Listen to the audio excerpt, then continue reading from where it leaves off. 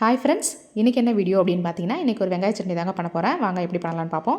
First வானலில் கொஞ்சமாக எண்ணெய் ஊற்றிருக்கேன். எண்ணெய் சூடானதுக்கப்புறம் கட் பண்ணி வச்சுருக்க வெங்காயம் சேர்த்துக்கலாம். பெரிய வெங்காயம் சேர்த்து தான் பண்ணுறேன். ஒரு 5 பெரிய வெங்காயம், மீடியம் சைஸ் வெங்காயம் எடுத்திருக்கேன். ரொம்ப பெருசு கிடையாது, மீடியம் சைஸ் தான்.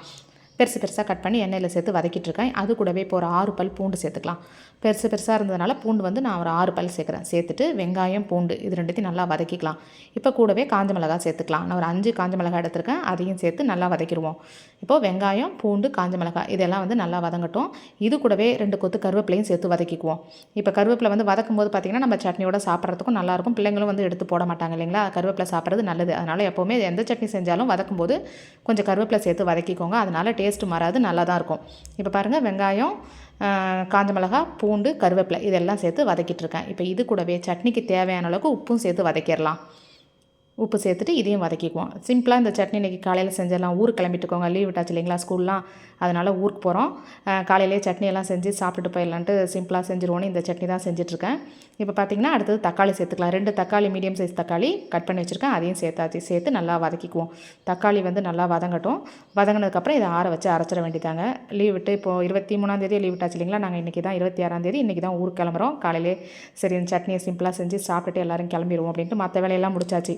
சட்னி மட்டும் அரைச்சிட்டோன்னா தோசை ஊற்றி சாப்பிட்டுட்டு கிளம்பிடுவோம். இப்போ பார்த்திங்கன்னா நல்லா வதங்கிடுச்சு. இன்னும் 2 நிமிஷம் வதங்கட்டும். அதுக்கப்புறம் இதை நம்ம வந்து அரைச்சிக்கலாம்.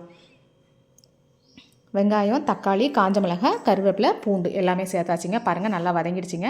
இப்போ இதை கொஞ்சம் நேரம் ஆற வச்சுட்டு அரைச்சி எடுத்துக்கலாம். நல்லாயிருக்கும் இந்த சட்னி, டேஸ்ட்டாக இருக்கும். சும்மாவே நம்ம வெங்காயம், தக்காளி, காஞ்ச மிளகாய் வச்சு அரைச்சாவே வதக்கிட்டு அரைச்சோம்னாவே சூப்பராக இருக்கும். இந்த மாதிரி கொஞ்சம் அதில் பூண்டு, கருவேப்பிலை இதிலே பாருங்கள் கொஞ்சம் தேங்காய் சேர்த்துக்கோங்க. தேங்காய் கொஞ்சம் பொட்டுக்கடலையும் சேர்த்துட்டு அரைக்கும்போது சேர்த்தா போதும், வதக்க தேவையில்லை.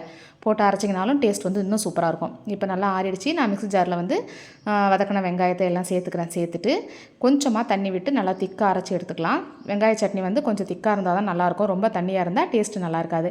இப்போ வந்து மிக்ஸி ஜாரில் சேர்த்து இப்போ அரைச்சாச்சு. இப்போ அதை தாளிச்சிடலாம்.